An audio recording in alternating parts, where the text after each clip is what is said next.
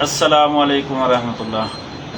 جی ناظرین، میں آپ کے ساتھ کافی زیادہ نسخے وغیرہ اور ٹوٹکے شیئر کرتا رہتا ہوں۔ آج جو ہم بات کریں گے وہ دردوں کے حوالے سے آپ کو ایک حدیث بتائیں گے اور اس کا دردوں کا علاج اس کے اندر بتائیں گے۔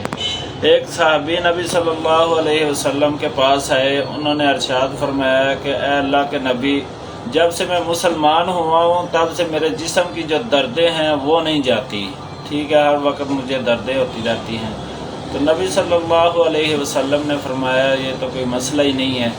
تو انہوں نے جو طریقہ بتایا ہے وہ طریقہ استعمال کریں، جو لوگ دوائیوں کے ساتھ جن کو آرام نہیں آ رہا یا جسم کے اندر دردیں رہتی ہیں، یہ ان کے لیے بہت ہی زبردست اور سب سے مین چیز ہے، اس بات پہ یقین ہونا چاہیے کہ یہ نبی صلی اللہ علیہ وسلم کا دیا ہوا نسخہ ہے۔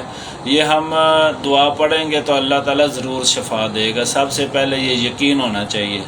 تو اس کے بعد نبی صلی اللہ علیہ وسلم نے فرمایا کہ جس جگہ پہ آپ کے درد ہے اس جگہ پہ ہاتھ رکھیں اور پڑھیں بسم اللہ بسم اللہ بسم اللہ، 3 دفعہ بسم اللہ پڑھنی ہے۔ اس کے بعد یہ دعا پڑھیں، اعوذ بعزت اللہ وقدرتہ من شر ما اجد واحاذر، یہ دعا پڑھیں اور انشاءاللہ جس جگہ پہ بھی آپ کے درد ہوگی وہ انشاءاللہ ضرور ٹھیک ہو جائے گی۔ اس میں مین چیز ہے جو یقین ہونا چاہیے بندے کا۔